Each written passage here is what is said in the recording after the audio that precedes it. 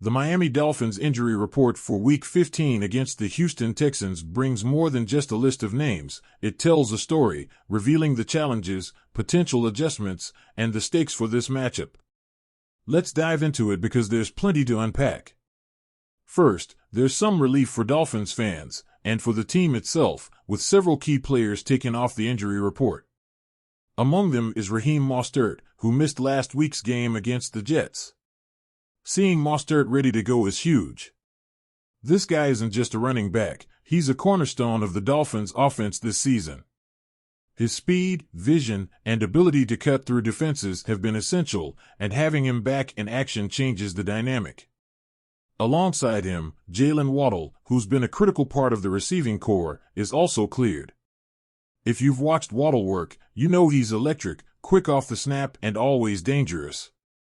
Add Jordan Brooks, who's been a steady presence on defense, and fullback Alec Ingold, and you're looking at reinforcements that the Dolphins absolutely need heading into this game. But not everything is sunshine. D. Eskridge has been ruled out. He sustained a knee injury in last week's victory over the Jets, and now the team has to move forward without him. While Eskridge might not have been the centerpiece of this offense, his absence will be felt in the receiver rotation and on special teams, where every bit of depth matters. And then, there's Terron Armstead. Doubtful. It's a word that carries weight when we're talking about the four-time Pro Bowler, the guy who anchors this offensive line. Head coach Mike McDaniel didn't sugarcoat it, admitting he's a little pessimistic about Armstead's availability. If you've been following the Dolphins this season, you know how crucial Armstead's presence is. When he's out there, Tua Tagovailoa has that extra layer of protection, giving him the time he needs to connect with his targets. Without Armstead, it's a different game. Enter rookie Patrick Paul, who might be in line for his second NFL start.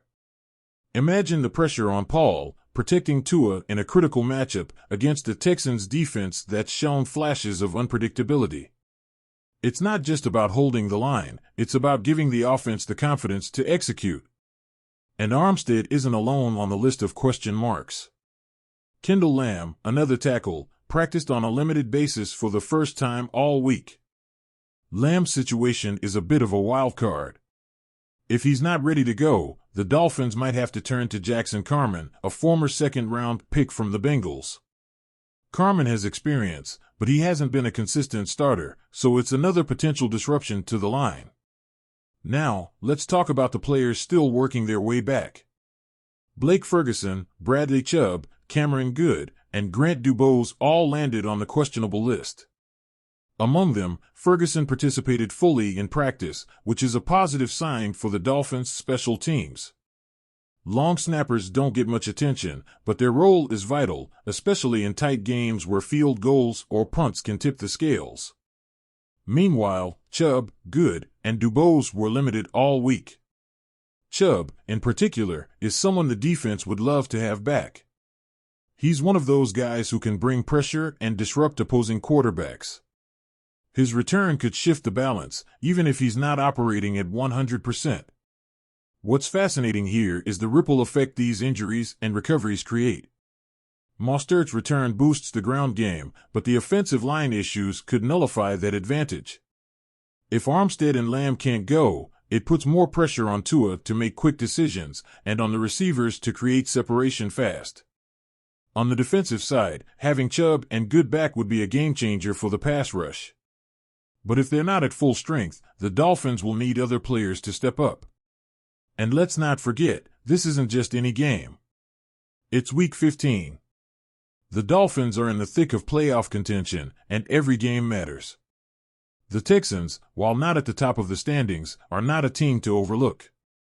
They've shown they can compete, and the Dolphins can't afford to underestimate them. So, when you look at this injury report, it's not just a list of names and statuses. It's a snapshot of a team navigating challenges, trying to piece together a winning formula with the playoffs looming. The big question now is, can this team adapt?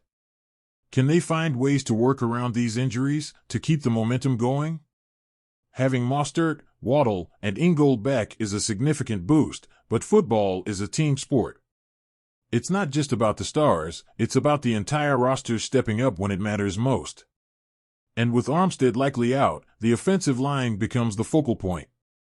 If they can't hold their ground, it won't matter how good Mostert or Waddle is, there won't be time or space for plays to develop. On defense, the uncertainty around Chubb and Good adds another layer of intrigue. If they can suit up, even in a limited capacity, it changes what the Dolphins can do against the Texans' offense. But if not, the pressure falls on the rest of the front seven to generate pressure and contain the run game.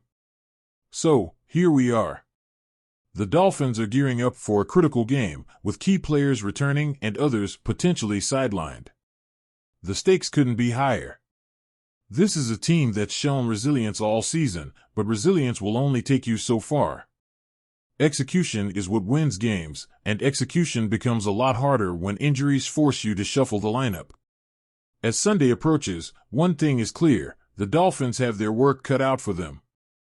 The return of Mostert and Waddle brings hope, but the questions surrounding Armstead and the other questionable players loom large. This isn't just about talent, it's about grit, determination, and finding a way to win when the odds aren't entirely in your favor. The Texans are coming to play, and the Dolphins need to be ready, injuries or not.